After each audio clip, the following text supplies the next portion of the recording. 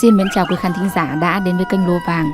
Trong chuyên mục đọc truyện đêm khuya đêm nay, chúng tôi xin tiếp tục gửi đến quý vị phần 3 của bộ truyện Nỗi niềm bến sông của tác giả Phạm Hiếu. Xin chúc quý vị có thời gian nghe chuyện vui vẻ.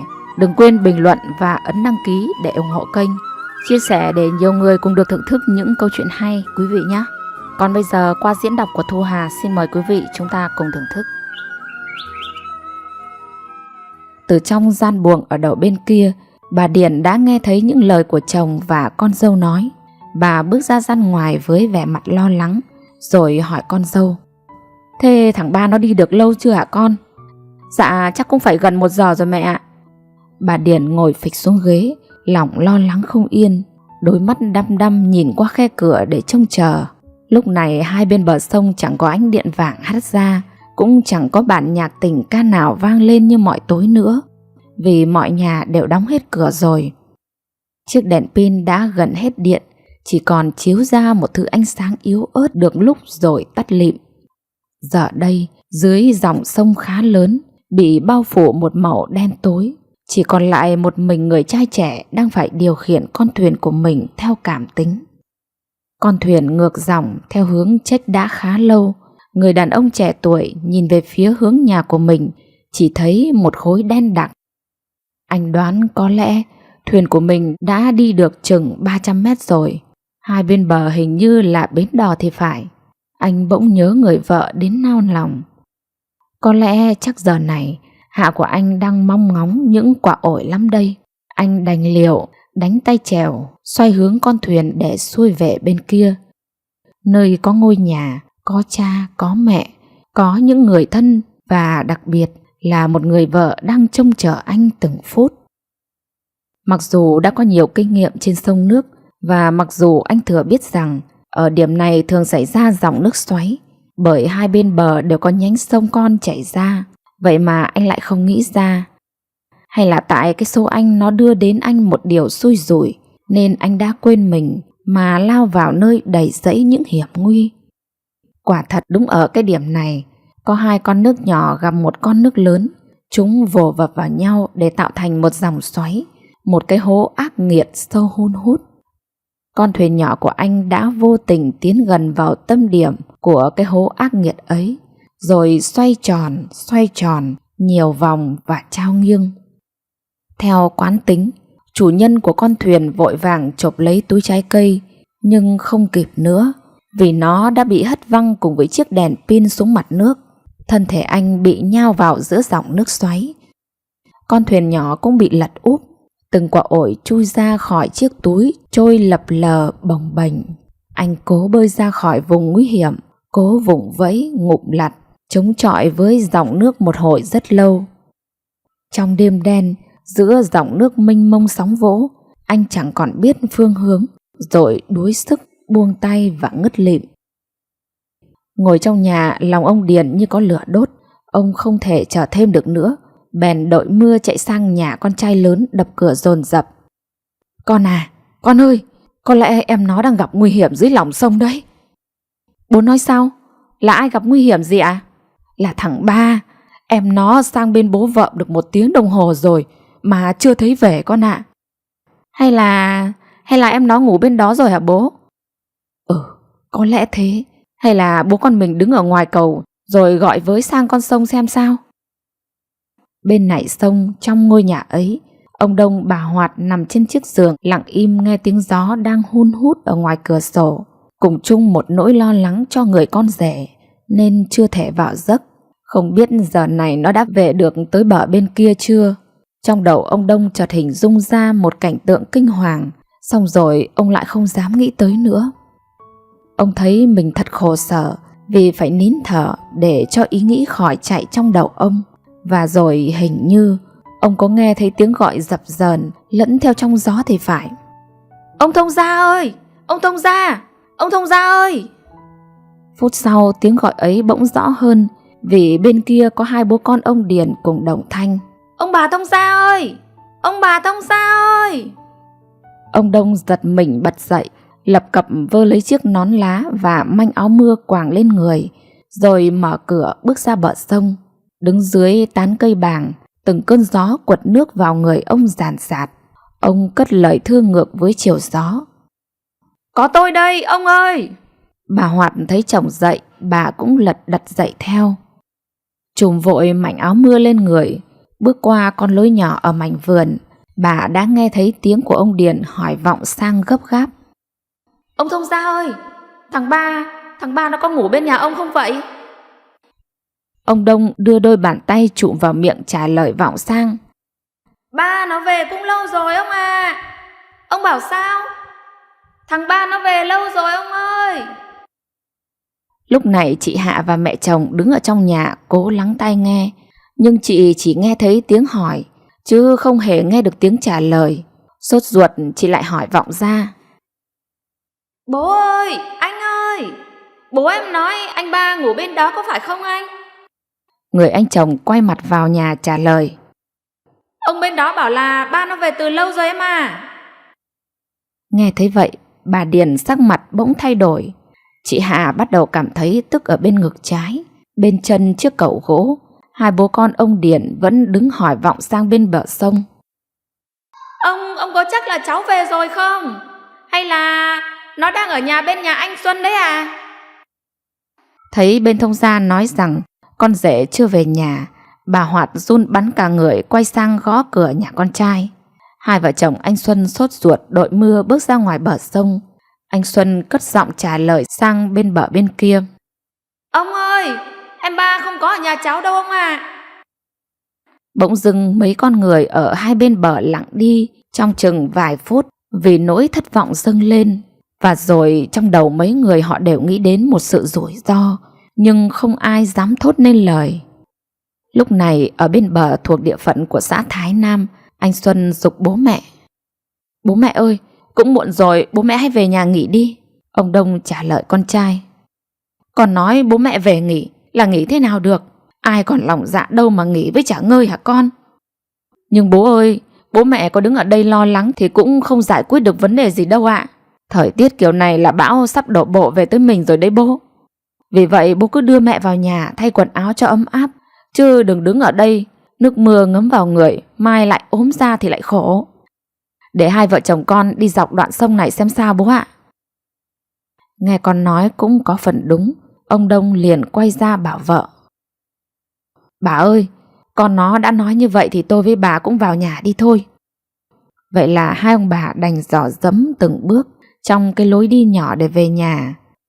Gió và mưa vô tình cùng đồng lõa với nhau, thốc mạnh từng cơn ở đằng sau lưng hai con người đang khổ. Lúc bấy giờ người dân sống ở trong những ngôi nhà quay lưng với con sông rộng đó, chẳng ai hay biết có đôi vợ chồng anh Xuân đang đội mưa đội gió, dò đường dò sông bằng ánh đèn pin, luôn miệng cất lời gọi. Ba ơi, ba ơi, em đang ở đâu vậy? Ba ơi! Ở bên kia thuộc địa phận của xã Thái Bắc, lúc bấy giờ cũng giống như bên Thái Nam, khi ông Điền và người con trai lớn đã chắc chắn rằng anh ba không còn ở bên nhà bố mẹ vợ nữa, cũng thất vọng vô cùng. Chỉ có điều họ đều là đàn ông nên nước mắt không thể rơi. Thấy trời mưa gió mỗi lúc một lớn, người con trai cả của ông Điền liền giục bố. Bố ơi, thôi bố cứ vào nhà nghỉ đi, con sẽ đi dọc dải sông gọi em nó xem sao bố ạ. Ông Điền trả lời con. Thôi để bố đi cùng con, giờ bố không còn lòng dạ nào mà ngồi yên một chỗ được con ạ. Vậy là người con trai cả của ông bước tới đâu thì ông bước theo sau tới đó. Cũng bởi ở dải sông bên này, nhà nào cũng quay mặt ra sông, cho nên hai bố con ông Điền phải bước nhờ vào đất của từng hộ gia đình để tìm gọi. Ánh đèn pin le lói xuống mặt nước, hai giọng đàn ông một già một trẻ thay nhau gọi. Ba ơi, ba, em có nghe thấy anh gọi không? Ba ơi, con có nghe thấy tiếng bố gọi không? Ba ơi, ba! Lúc này mặc dù nhà ai cũng đóng cửa vì trời gió bão, nhưng tiếng gọi của bố con ông Điền đã khiến cho mọi người nơi đây sửng sốt. Họ cùng đổ xô ra bờ sông để tìm gọi, mong rằng anh ba sẽ bám trụ được vào một vật gì đó, như là cái cọc hoặc cành cây xú vẹt chẳng hạn. Thế nhưng họ đi hết đoạn bờ dài chừng hơn cây số, cũng không hề có tiếng người con trai trẻ nào trả lời, chỉ có tiếng sóng vỗ bồm bộp lẫn vào tiếng gió và tiếng mưa đang gào thét. Đêm đã dần về khuya, những con người ở hai bên bờ đều ướt hết và thấm mệt vì phải chống chọi mấy giờ đồng hồ với gió, với mưa. Giờ đây họ đành lòng mang theo nỗi thất vọng để trở về nhà. Và rồi đêm đó, hai ngôi nhà đối diện không hề tắt đèn vì không ai cần ngủ. Họ lặng im không nói, lắng tai nghe để cảm nhận cơn bão lòng đang tiến về rất gần. Riêng chị Hạ suốt đêm dài ngồi vạ vật, dựa lưng vào tường, nước mắt không ngừng rơi. Hơn 20 tuổi đầu, hạnh phúc chưa tẩy gang, mà hôm nay chị đã phải hứng chịu một cơn bão đời quét sâu vào lòng. Không biết những ngày tháng tiếp theo chị sẽ sống ra sao đây. Mỗi lần đứa con trong bụng quẫy đạp lại khiến chị đau lòng hơn. Rồi chị lại khóc nhiều hơn. Nước mắt của chị trong đêm nay phải nói nó sắp đẩy như một dòng sông phía trước mặt. Đã qua một đêm mưa to gió giật. Từ lúc còn sáng sớm, trận mưa cuối cùng là mưa đèn cây, mang theo cơn gió lại nam hắt vào cửa nhà ông bà Điền. Một lát sau mưa tạnh, chị Hạ mở cửa bước ra. Trước mắt chị là một cảnh vật hoang tàn, nhiều cành cây bị đổ văng về mảnh sân gạch trước cửa nhà. Các loài rau ngoài vườn bị nát tươm, mấy khóm chuối, cây có buồng cũng như cây sắp có buồng đều bị gãy gục. Chị ảo ra sân, bước xuống chiếc cầu gỗ nhìn xuống dòng sông. Con sông vốn hiền hòa bao năm, giờ đây bỗng dưng chị lại cảm thấy nó giận dữ đến vậy. Giữa lòng sông, từng mảng lục bình cuồn cuộn trôi theo dòng nước đục ngầu. Chị gào lên: "Anh ba ơi, anh ba, anh có nghe tiếng em gọi hay không?" Chị ôm ngực lặng đi trong giây lát, rồi lại tiếp tục gào lên: "Anh ba ơi, anh ba, anh đang ở đâu? Sao anh không trả lời em vậy? Anh ơi!" Ở bên bờ Thái Nam, ông Đông và bà Hoạt đau lòng khi nghe tiếng con gái khóc. Cả hai ông bà cùng chạy ra bờ sông gọi với sang: "Hạ ơi, Hạ, bình tĩnh đi con." Lúc ấy bố mẹ chồng chị Hạ cùng nhau bước ra bờ sông, khuôn mặt vẽ lên niềm khắc khổ. Vợ chồng anh cả cũng vội vàng bước sang với vẻ mặt thất thần. Bỗng chị Hạ chạy tới, ôm lấy đôi chân của người anh chồng nói như van lơn: "Anh ơi, em xin anh hãy đi tìm anh ba về cho em. Đi đi anh." Anh chồng chị Hạ ứa nước mắt, lòng quặn thắt đứng chết lặng hồi lâu, mặc cho đứa em dâu đang ôm lấy ống chân của mình mà lay. Bà Điền ngồi bệt xuống vườn, dựa lưng vào một gốc cây ướt át ven bờ. Mắt bà đăm đăm nhìn xuống dòng nước đang đục chảy, ruột muốn đứt ra thành trăm đoạn. Vợ anh cả nhìn thấy mẹ, thấy em dâu mà lòng đau xót xa. Chị bối rối vì chẳng biết xoa dịu nỗi đau với ai trước. Theo cảm tính, chị bước tới bên mẹ chồng, lay nhẹ đôi tay và nói: "Mẹ ơi, mẹ phải cố vững tâm lên mẹ ạ." Nói rồi chị lại chạy tới chỗ người em dâu đang ôm đôi chân chồng của mình. Chị ôm vội chị Hạ sát vào ngực mình rồi vỗ về: "Em ơi, bình tĩnh đi nào."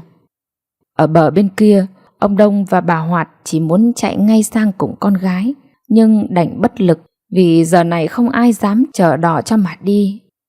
Vợ chồng anh Xuân nóng lòng bởi thương đứa em gái đang trong quá trình bụng mang dạ chửa mà lại phải hứng chịu một nỗi đau quá lớn. Không biết rằng lúc này đây nó sẽ như thế nào. Cảnh gần nhà xa ngõ, hai vợ chồng anh chị phải đạp xe theo lối đường vòng để sang bên đó, còn hai đứa con nhỏ phải ở nhà với ông bà. Buổi sáng ngày bão đi qua, cái hung tin về anh ba lan ra khắp vùng, khiến cho ai cũng bàng hoàng xót xa. Thương bởi người quê họ sống bằng cái tình, nên được tin là họ tới hỏi thăm liền. Và rồi khi bước tới mảnh sân nhà ông Điền thì không ai cầm nổi nước mắt. Chị Hạ chạy hết tới ôm chân người nọ, lại chạy tới ôm chân người kia: "Anh ơi, em xin anh. Anh hãy đi tìm anh ba về giúp em với ạ. Chú ơi, chú tìm anh ba về cho cháu với, chú nhá." Cảnh tượng đó bất kỳ ai nhìn thấy cũng cảm thấy đau lòng. Mới hôm qua thôi họ còn thấy dáng chị ngồi bán đậu cười nói vui vẻ. Ai cũng mừng thay cho chị vì sắp được làm mẹ. Vậy mà giờ đây, người con gái trẻ mới được hưởng ít ngày hạnh phúc, giờ đã phải chịu một cú sốc lớn trong cuộc đời. Vài người phụ nữ thấy vậy liền ra ôm lấy chị Hạ để an ủi. Nhưng họ có nói gì đi chăng nữa thì chị cũng bỏ ngoài tai, vì giờ đây chị đang mang tâm trạng hoảng loạn. Một tiếng sau, vợ chồng anh Xuân dừng con xe đầu ngõ. Thấy sân nhà em gái mình đang có rất nhiều người. Anh chị bước vào sân, cúi mặt chào từng người, rồi đưa ánh mắt buồn rầu tìm đứa em gái của mình. Vừa nhìn thấy anh trai và chị dâu của mình đã đến, chị Hà lại ào tới ngã khuỵu vào lòng người anh trai. Lúc bấy giờ nhiều người có mặt ở đây đều xúm lại. Anh Xuân bế xốc em gái mình lên, rồi đưa vào buồng đặt em gái mình nằm trên chiếc giường.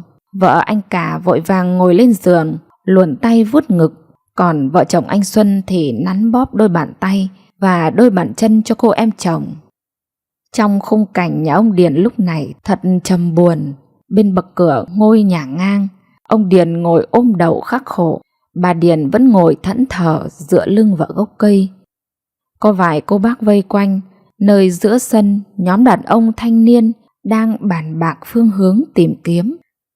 Ở trong gian buồng, chị Hạ tỉnh dậy, liên tục đòi ra ngoài bờ sông. Mặc dù đã được rất nhiều người can ngăn nhưng chị không chịu. Cuối cùng hai người chị dâu đành dìu chị ấy bước ra. Ngồi trên bờ, chị đưa đôi mắt đẫn đờ nhìn xuống dòng sông. Chợt bên chiếc cầu gỗ phía trước mặt có vài bao quả ổi đã ngấm nước, đang trôi nổi dập dềnh. Chị liền nhào xuống, đưa tay vớt lấy rồi gào khóc. Anh ba ơi, anh ba, là lỗi tại em mà ra nông nỗi này. Giờ anh ở đâu, anh ơi? Vừa ngớt lời gọi tên anh, chị lại lịm đi.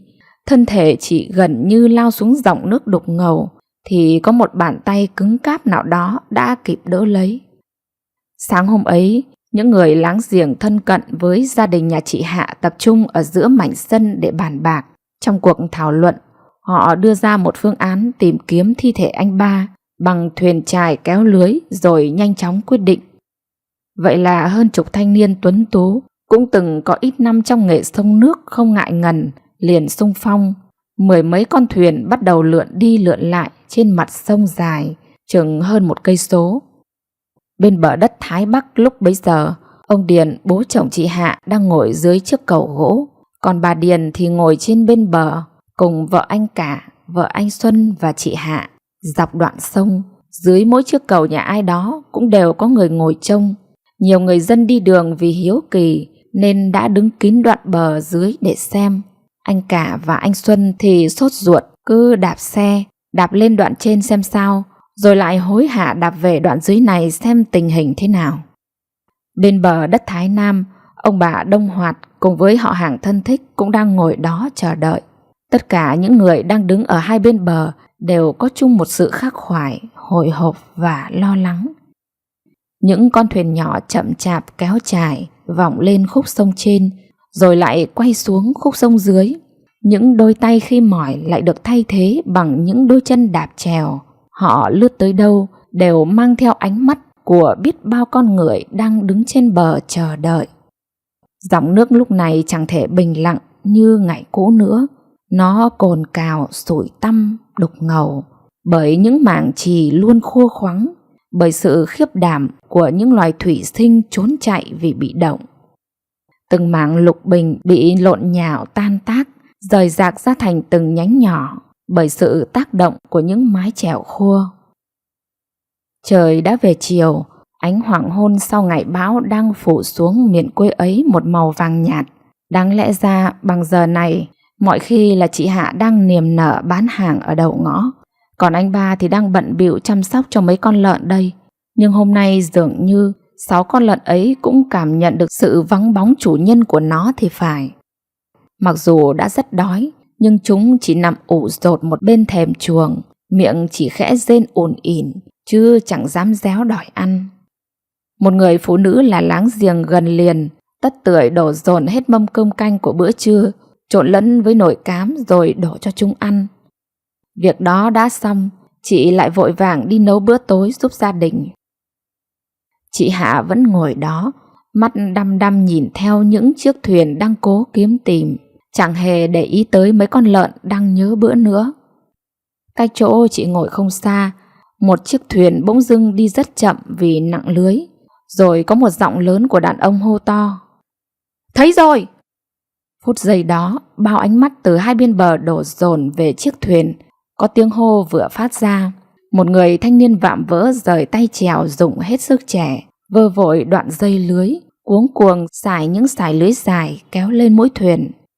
Khoảnh khắc ấy, ở nơi đây, không biết bao nhiêu con tim đang đập gấp gáp vì hồi hộp. Những con thuyền kia thấy vậy cũng chợt dừng tay chèo, chừng phút giây, xong lại hối hả đổ dồn về một hướng. Khi những chiếc chì nặng trịch được kéo lên đầu mạn thuyền, người điều khiển con thuyền ấy căng mắt nhìn xuống dưới rốn của chiếc chải lưới. Anh ta chợt thất vọng, vì thứ được đựng trong cái lưới ấy không phải là thi thể của anh ba, mà đó chỉ là một củ chuối rất to và nặng. Anh đành hô to cốt để mọi người cùng biết: "Không phải rồi, chỉ là cái củ chuối thôi mọi người ạ." Nghe thấy vậy, chủ nhân của những con thuyền khác liền buông tay chèo, thở dài não nuột vì niềm hy vọng đã bị tuột mất. Nửa giờ sau, khi thấy ánh hoàng hôn buồn tím ngắt đã phủ kín xuống mặt dòng sông, biết giờ này mọi người cũng đã mệt và đói lắm rồi, anh cả đứng bên trên bờ cố cất giọng trầm buồn: "Các anh em mình ơi, giờ cũng muộn rồi, mọi người hãy dừng tay về ăn cơm đã. Ăn cơm xong tôi lại nhờ mọi người tiếp tục công việc giúp cho ạ.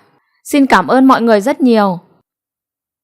Vậy là những con thuyền chài nhỏ thì nhằm hướng lên bờ, còn những người đứng ở đôi bên bờ thì lục đục quay gót ai về nhà nấy, lòng đều mang chung một nỗi buồn thương vô vọng. Vợ chồng anh Xuân cũng tranh thủ đạp xe về bên nhà bố mẹ xem và con cái như thế nào, giờ này đã cơm nước gì chưa. Nhờ công sức của chị hàng xóm, mâm cơm tối đạm bạc được bày ra ở gian giữa nhà. Ông Điền cố gắng gượng ngồi nhai chệu chạo được lưng bát cơm. Bà Điền nghe lời con dâu lớn cũng chỉ cố nuốt được một bát. Còn chị Hạ thì mặc cho những lời động viên của mọi người, chị cũng không buồn động đũa động bát. Những gia đình liền kề với gia đình chị Hạ cũng có những mâm cơm được bày ra vội vã. Họ ăn cũng vội vã rồi lại nhanh chóng dọn dẹp. Chừng ít phút sau, trên dòng sông ấy đã có những ánh đèn vàng mờ tỏ, thi thoảng có tiếng nói lẫn trong tiếng chèo khua trên làn nước. Bên bờ đất nhà ông Điền, những gương mặt không thay đổi thần sắc, không ai bảo ai, người nào người đấy vẫn ngồi ở vị trí cũ, mắt đăm đăm nhìn xuống mặt dòng sông khắc khoải chờ đợi. Và rồi không ai biết những con thuyền kia đã lượn đi lượn lại trên đoạn sông này biết bao nhiêu vòng rồi. Chỉ biết rằng những đôi tay của họ đã phải đổi trách nhiệm cho những đôi chân đã rất nhiều lần. Lúc này là 10 giờ đêm nên nhiều nhà trong xóm đã đi ngủ, chỉ còn lại những ngôi nhà trụ ở hai bên bờ thì đèn vẫn sáng. Trong số những người thân thích của gia đình ông Điền, có một người đàn ông lớn tuổi ngồi bên bờ suy đoán: rất có thể thi thể của anh ba đã bị nước cuốn ra tới gần cửa biển, chứ không còn ở trong phạm vi này nữa. Bởi ông nghĩ vì từ sáng tới giờ đã tìm kiếm rất kỹ rồi mà đâu có thấy, ông quyết định sẽ mở rộng thêm diện tích để tìm kiếm. Ông lập tức điều hướng cho các con thuyền xuôi về mạn cửa biển chừng nửa cây số nữa. Và rồi quả đúng như ông đã dự tính. Khi con thuyền đầu tiên đang quay mũi để trở về phía đằng này thì chủ nhân của nó bỗng thấy có cảm giác rất lạ. Thật trùng hợp, chủ con thuyền này là một người cùng mang một con giáp với anh ba, tức là họ bằng tuổi nhau. Chả là lúc ấy, nhờ ánh sáng của chiếc đèn bão hắt ra, anh bỗng thấy nước liên tục cuồn cuộn ở phía sau lưng. Anh nhìn qua vào đó thì thấy có một vật gì cứ lập lờ trong lưới. Anh nhắm mắt lại, lắc đầu một cái, rồi mở mắt ra thì nhìn thấy thi thể của anh ba đang nằm gọn trong lưới chài. Anh liền hô to: "Anh em ơi, giúp tôi một tay nào!" Hình như chỉ chờ có vậy, những con thuyền kia cũng đổ về một hướng. Nếu nói là họ mừng vui thì không phải, nhưng không mừng thì cũng chẳng đúng. Bởi vì suốt từ sáng tới giờ đã khiến họ quá mệt mỏi và thất vọng nhiều rồi. Lúc này trong đầu những con người ấy cùng mang một tâm trạng thật hỗn độn. Lúc đó trên mặt dòng sông bỗng trở nên ồn ào. Tiếng nói của những người đàn ông đã vọng về hai bờ. Một người nghe thấy, hai người nghe thấy, rồi cả làng nghe thấy. Nhiều người bạo gan, không ngại đêm muộn đã đổ xô đến nhà chị Hạ để chờ đợi phút giây được tận mắt nhìn thấy thi thể của anh ba được đưa lên bờ. Trong số những con thuyền ấy thì có một con thuyền liền tách ra nhằm hướng tới bên bờ đất Thái Nam để chở ông bà Đông Hoạt và anh Xuân cùng sang. Chị vợ anh Xuân không đi cùng vì còn phải ở nhà với hai đứa nhỏ. Ngồi trên chiếc thuyền, ông bà Đông Hoạt lo lắng cho con gái nhiều lắm. Không biết một lát nữa nó sẽ chịu làm sao nổi khi nhìn thấy thi thể của chồng. Theo yêu cầu của gia đình ông Đông, chủ nhân của chiếc thuyền liền đạp vội tay chèo để cập bờ đất nhà ông Điền trước khi người ta đưa anh ba vào bờ. Bà Hoạt là người đầu tiên đặt chân tới chiếc cẩu gỗ rồi vội vàng bước ngay lên bờ. Lòng xót xa khi nhìn thấy đứa con gái của mình đang trong tận cùng của nỗi đau. Mới có vừa tròn một ngày mà con gái bà đã gầy đi nhiều quá. Tóc tai rũ rượi, khuôn mặt hốc hác, dưới đôi mắt đỏ rực là một vệt thâm quầng. Bà liền ôm lấy con gái mà than: "Khổ thân con gái tôi." Rồi bà cố dìu đứa con gái của mình vào trong nhà vì không muốn nó phải chứng kiến cái phút giây kinh khủng sắp tới. Chừng 15 phút sau, từ trong gian buồng chị Hạ nghe loáng thoáng có tiếng đàn ông chen nhau nói ở ngoài bờ sông. Linh tính báo cho chị biết rằng cái sự ồn ào đó có thể họ đang giải quyết một vấn đề gì đó. Có thể lắm là họ nhìn thấy chồng của chị. Chị cố lắng tai nghe thì có tiếng ai đó nói vọng về: "Khổ thân chú ấy quá, thân thể biến dạng hết rồi còn đâu." Nghe thấy vậy chị liền ảo ra bên chiếc cẩu gỗ những người đàn ông đang đứng vây kín. Chị khẽ gạt họ ra. Trong những ánh đèn pin chiếu vào, mấy người thanh niên đang dùng sức khiêng chồng chị lên bờ. Chị gào lên khi nhìn thấy thi thể của chồng: "Anh ba ơi, anh ba, là lỗi tại em nên anh mới khổ như thế này. Anh ơi, anh cho em đi cùng với. Anh cho em đi cùng với."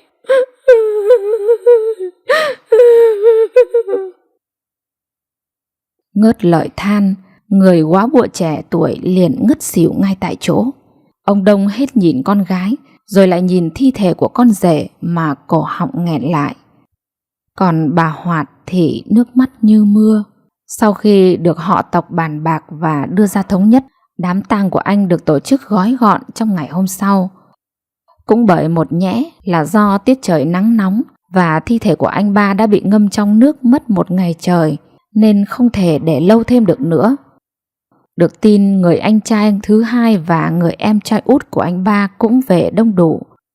Thu đi học đại học trên tỉnh cũng về kịp để đưa người anh rể ra đồng. Ông bà Điền đau đớn nhìn theo chiếc quan tài được đưa ra đầu ngõ, nơi có chiếc xe tang đang nằm chờ. Đám tang buồn như chưa từng có từ trước tới nay. Cảnh vật sau ngày báo cũng hoan tàn như lòng người quả phụ trẻ. Dường như hôm nay mây đã ngừng bay và chim cũng ngừng hót. Chỉ có tiếng trống kèn buồn đến ảo não phủ kín không gian trong làng, trong xã Thái Bắc. Suốt đoạn đường từ nhà ra nghĩa trang, chị Hạ luôn có Thu dìu bên. Thỉnh thoảng chị lại ngất lịm trên tay em gái rồi lại chợt tỉnh. Bao con người nhìn theo cùng giỏ những giọt nước mắt cảm thương. Ngày hôm sau khi việc tang ma đã xong, mặc dù rất đau buồn, nhưng hai người con trai của ông Điền vẫn phải đi làm ăn để kịp nắm bắt công việc. Trong ngôi nhà ngói 5 gian ở bên đất Thái Bắc, giờ đây vẫn còn mang một không khí tang thương. Tiếng nói, tiếng cười đi vắng hết, chỉ còn lại mùi hương trầm đặc quánh một không gian. Ngoài sân vườn, bà Hoạt đã sang bên này từ sáng sớm giúp con. Bà thu vén những thứ còn ngổn ngang ngoài sân vườn và chăm sóc cho mấy con lợn choai choai. Cũng đến hơn 10 giờ mới xong. Bà vào gian buồng chỗ con gái nằm, căn dặn đôi câu rồi lặng lẽ bước ra con đường chính để xuống đò về bên nhà mình. Đã 11 giờ trưa, người chủ nhân của ngôi nhà có mái tóc hoa râm vẫn ngồi trầm mặc trên bộ bàn ghế đi văng. Mắt ông đờ đẫn nhìn lên di ảnh của người con trai được đặt trên bàn thờ nơi góc nhà. Chợt người con dâu lớn bước vào, tay bưng một bát cháo để ở trên bàn ngay trước mặt ông rồi khẽ nói: Bố cô ăn một chút đi ạ. Ông liền gật đầu, mắt vẫn không rời tầm nhìn. Ở đầu buồng bên này, người góa bụa trẻ đầu chít vành khăn trắng vẫn nằm bẹp trên chiếc giường. Từ bên ngoài, người chị dâu là vợ anh cả liền bưng một bát cháo, miệng khẽ gọi: Hạ ơi, Hạ, em cố ngồi dậy ăn bát cháo này đi em. Chị Hạ mắt vẫn ướt nhèm lắc đầu: Chị ơi, em không muốn ăn đâu ạ. Thím nghe chị, hãy cố ăn một chút để cái thai trong bụng được khỏe mạnh đi. Chị ơi, em sẽ sống sao đây thì thiếu anh ấy. Người em dâu gục đầu vào vai chị thổn thức. Người chị đưa tay vỗ nhẹ vào lưng người em an ủi: Em à, chị biết đây là một nỗi đau rất lớn đối với đại gia đình nhà ta. Chị nhìn em như thế này, chị cũng cảm thấy đau lòng lắm chứ Hạ ơi. Thương em nhiều, hạnh phúc chưa tải gang mà em đã phải gánh chịu một nỗi đau lớn nhất cuộc đời rồi.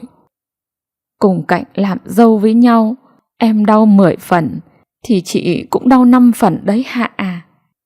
Thôi thì số mệnh chú ba nhà mình đã như vậy rồi, có đau thương mấy cũng đành phải chịu em ơi. Em phải gắng vượt lên qua giai đoạn này, gạt bỏ hết những nỗi buồn sang một bên, chịu khó ăn uống vào để cho cái thai được mạnh khỏe. Chị bảo em này, chị thấy lúc nào em cũng buồn rầu như vậy thì sau này đứa trẻ ra đời nó cũng chẳng hay cười đâu em ạ. Nghe thấy vậy, chị Hạ càng khóc to hơn. Người chị dâu tay cầm chiếc lược và bảo: Thôi, nghe chị, gắng lên em, ngồi yên chị chải cho cái đầu. Do khổ, mấy ngày nay tóc tai không được chải nên rối như tơ vỏ như thế này đây. Vậy là lúc ấy có hai người đàn bà mà các cụ xưa vẫn ví von là hai người cùng xin lựa một ngõ, vẫn đang chăm sóc cho nhau.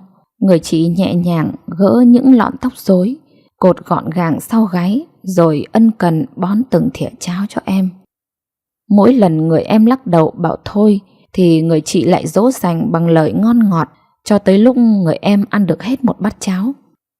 Dường như đã thấy yên tâm hơn được chút ít, người chị nhìn em dâu nói nhỏ: Hạ này, bây giờ em ngồi nghỉ đi, chị mang cháo sang buồng bên kia cho mẹ ăn nhé. Vâng chị. Ở đầu buồng bên kia, bà Điền cũng đang nằm bẹp trên giường. Người con dâu lớn tay bưng bát cháo bước vào nhìn bà cảm thương. Chị biết trên đời này không có nỗi đau nào lớn hơn nỗi đau của người mẹ bị mất con. Thế nhưng giờ đây mẹ chồng chị chẳng còn nước mắt để mà khóc nữa. Bà lặng lẽ nhận bát cháo từ tay con dâu, mắt đăm đăm nhìn ra phía dòng sông qua song cửa gỗ. Khi màn đêm buông xuống, ngôi nhà lại chìm trong nỗi u buồn vì vắng bóng một thành viên. Nơi góc nhà, trên chiếc bàn thờ, ánh đèn dầu leo lét soi rõ khuôn mặt điển trai, nụ cười tươi và đôi mắt biết nói của người trong di ảnh. Đầu buồng bên kia, hai ông bà Điền chưa chợp mắt bởi họ đều chung một luồng suy nghĩ là nhớ thương thằng con trai. Ở đầu buồng bên này, người quả phụ trẻ rơi nước mắt không ngừng vì đang nhớ tới người chồng xấu số. Chị thương anh là một nhẽ, còn một nhẽ nữa là sự áy náy trong lòng. Rồi chị tự trách bản thân mình. Giá như tối hôm đó mình đừng thèm ăn cái thứ trái cây ấy, giá như lúc ấy mình phải dùng nhiều lời lẽ để cản trở thì có lẽ anh ấy đã chịu ở nhà. Và giá như không có cơn bão oan nghiệt đó thì con chị được sinh ra sẽ có bố kề bên nuôi dạy. Và cái luồng suy tính giá như cứ liên tục quẩn quanh trong đầu chị, không sao dứt ra được. Để rồi nước mắt của người vợ mất chồng cứ nhạt nhòa suốt đêm dài không ngủ. Thấy con gái mình từ ngày chồng mất đến nay lúc nào cũng buồn rầu, người thì gầy gò xanh xao, đi không lướt cây cỏ, khiến cho bà Hoạt cảm thấy xót ruột. Một đêm bà nằm cùng với ông trên giường, luôn miệng thở dài. Là vợ chồng bao năm nên ông Đông thừa hiểu. Ông đoán chắc chắn một điều rằng bà đang có nỗi trăn trở, liền hỏi: Bà có tâm sự gì đấy à? Nghe ông hỏi, bà như cởi tấm lòng. Tôi nhìn con Hạ mà cảm thấy đau lòng lắm ông ạ. Thì làm cha mẹ ai chả xót thương khi thấy con mình rơi vào hoàn cảnh như vậy. Vì thương con Hạ quá nên tôi đang tính thế này ông ạ. Thế bà tính chuyện gì vậy? Tôi định sang bên nhà ông bà thông gia, xin phép cho con Hạ nó về bên này để tôi chăm sóc vài tháng, lấy sức mà còn sinh nở. Thế ông nghĩ sao? Cái bà này hay nhỉ. Con mình ngày nào cũng phải cúng cơm chồng mà lại bảo nó về đây á? Thì bố mẹ chồng nó cúng cũng được mà, có sao đâu. Ôi giời, tôi không hiểu sao bà lại có cái ý nghĩ ấy nhỉ. Chồng của nó thì nó phải cúng cơm chứ. Chả ai lại để cho bố mẹ chồng lo, xong rồi ung dung về nhà bố mẹ đẻ mình mà ở được. Mà bà không biết tính con mình hay sao? Nó vốn là đứa sống có đầu có đuôi, biết suy nghĩ trước sau, thì đời nào nó lại nghe theo ý của bà. Bà thôi ngay cái ý định đấy đi nhé, kẻo con Hạ nó nghe thấy nó lại buồn thêm đấy bà. Thấy ông Đông nói một tràng dài, bà Hoạt cắt ngang. Nhưng mà... Không nhưng nhị gì hết. Thôi bà ngủ đi, mai bà có đi chợ phiên thì tiện thể mang cho con Hạ chục trứng gà để nó ăn tầm bổ bà ạ. Vâng, vậy thì tôi xin nghe theo lời ông. Đã qua 100 ngày của chồng chị Hạ mới nguôi ngoai được phần nào, bởi nhiều người khuyên nhủ rằng hãy cố gắng vượt qua nỗi đau đớn nhất trong cuộc đời mà nghĩ cho đứa trẻ trong bụng. Từng đêm nằm cảm nhận những cái đạp của con, chị lại nhớ tới lời của anh nói lúc còn sống. Anh muốn con mình là gái vì nhà mình đang hiếm con gái mà em.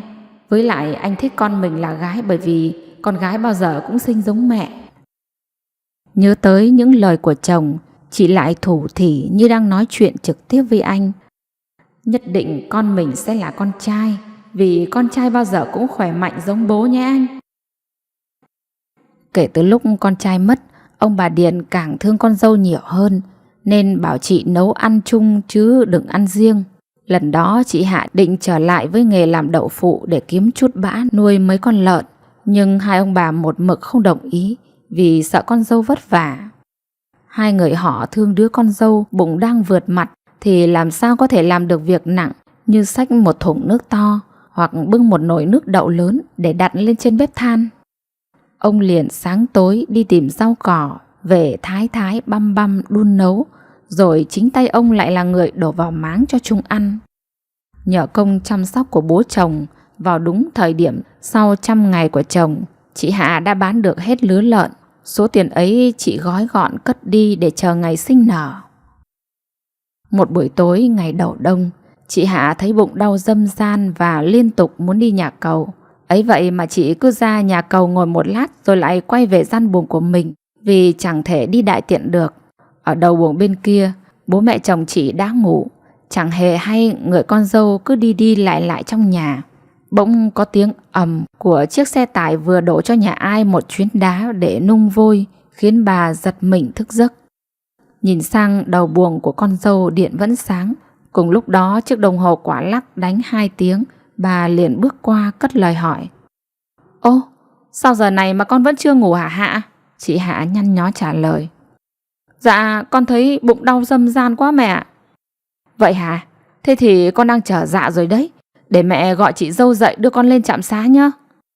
Dạ, thôi mẹ ơi, còn những nửa tháng nữa con mới sinh cơ mẹ ạ. Ôi, con tôi nó không biết rồi. Sinh con so thì mấy ai đủ 9 tháng 10 ngày đâu chứ. Mẹ bằng này tuổi nên thừa biết mà con. Nói xong bà lật đật sang gọi con dâu lớn, rồi lại chạy về nhà mình. Bà bước vào buồng gọi. Ông ơi ông, con Hạ nó đang trở dạ rồi ông ạ. Ông Điền bước từ buồng ra gian ngoài nhà sốt sắng nói. Để bố chở con lên trạm xá nhé. Bà Hoạt mau miệng trả lời thay con dâu. Tôi vừa gọi thằng cả rồi, ông cứ yên tâm vào nghỉ đi. À mà tôi dặn ông này, khi trời sáng hẳn thì ông chèo thuyền sang báo cho ông bà thông gia biết nhé. Chừng mấy phút sau, vợ anh cả đã dắt theo chiếc xe sang. Bà Điền liền giục. Con chở em lên trạm xá trước, mẹ sẽ mang tã lót đi theo sau. Lúc này ông Điền cũng định bụng chèo thuyền sang bờ bên kia, nhưng suy đi tính lại, ông nghĩ giờ mà sang bên đó thì sẽ làm cho ông bà thông gia mất ngủ. Vậy là ông Điền liền vào giường nằm chờ trời sáng. Còn bà Điền thì một lát sau cũng đạp xe lên trạm xá xã. Ở trạm xá, chị Hạ chỉ biết há miệng rên khe khẽ vì có những cơn đau từ bụng cho tới hai bên hông. Thi thoảng bác sĩ lại bảo chị trèo lên bàn để thăm khám. Đã mấy lần khám rồi mà vì bác sĩ đỡ đẻ vẫn bảo chưa thể sinh ngay được. Trời đã tảng sáng, bà Hoạt hối hả bước tới cổng trạm xá của xã Thái Bắc. Trong phòng sinh, chị Hạ đã nằm trên bàn chừng 1 giờ đồng hồ với nhiều cơn dặn mà đứa bé vẫn chưa chịu ra. Lúc này chị cảm thấy không có sức để mà dặn nữa, mồm miệng khô khốc bởi những cơn đau làm cho chị phải nhăn nhó suýt xoa từ chập tối hôm qua đến giờ. Chị chợt ước mong ngay lúc này có chồng đứng bên cạnh nắm chặt bàn tay để chị có thêm động lực mà vượn cạn. Nhưng điều mong ước đó đã không bao giờ có được. Nước mắt chị tuôn rơi, không phải vì những cơn đau mà vì nỗi lòng sâu thẳm. Rồi bỗng dưng chị thiếp đi một chút. Trong cơn mơ rất vội, chị thấy anh đứng bên cạnh nắm lấy đôi bàn tay của chị, rồi nhìn chị dịu dàng nói: "Hạ ơi, vợ của anh ơi, em cố lên nhé." Ngay sau đó tiếng nói của vị bác sĩ khiến chị bừng tỉnh. Mẹ phải cố lên thì con nó mới thông minh được.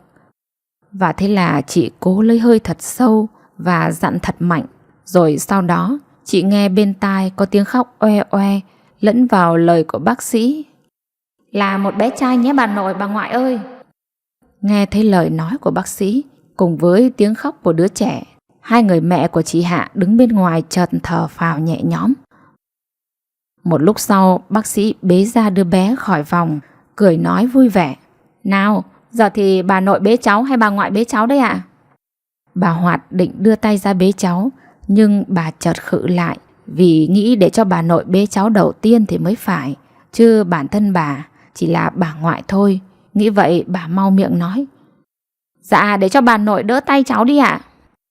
Bà Điền liền đón lấy niềm hạnh phúc từ tay bác sĩ trao cho. Bà nhìn ngắm thằng cháu nội vừa chào đời mà lòng không khỏi ngậm ngùi vì nó giống thằng bố nó y như đúc. 3 ngày sau, hai mẹ con chị Hạ được trở về nhà.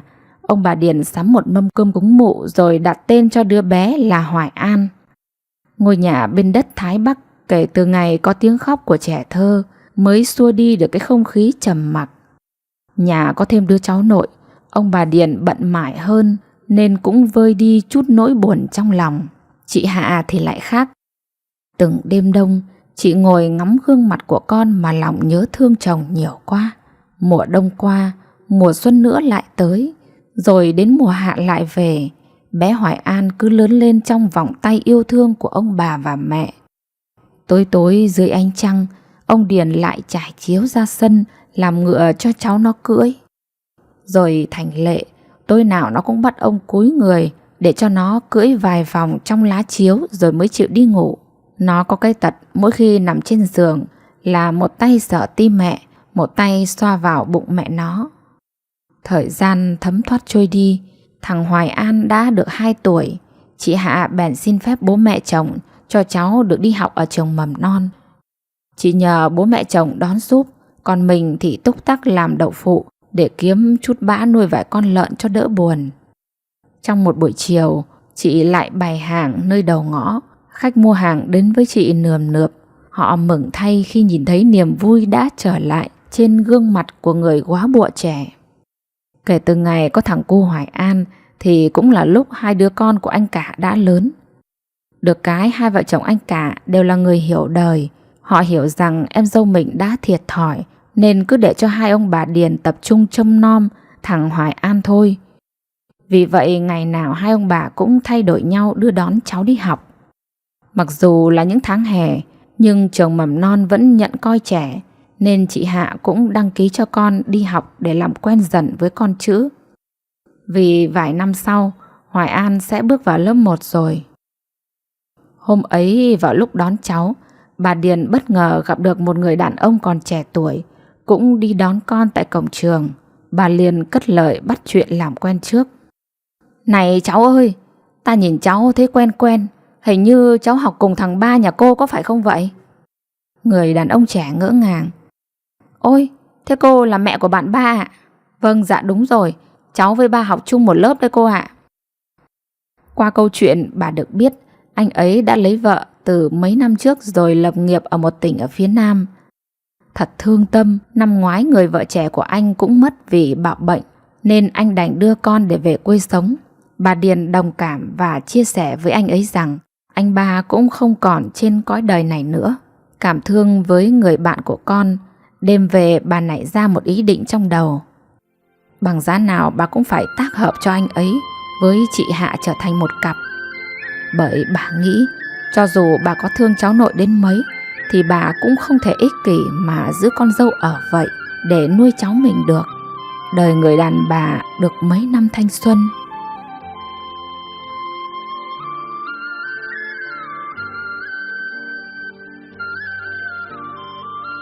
Quý vị thân mến, quý vị vừa nghe xong phần 3 của truyện ngắn Nỗi niềm bến sông của tác giả Phạm Hiếu.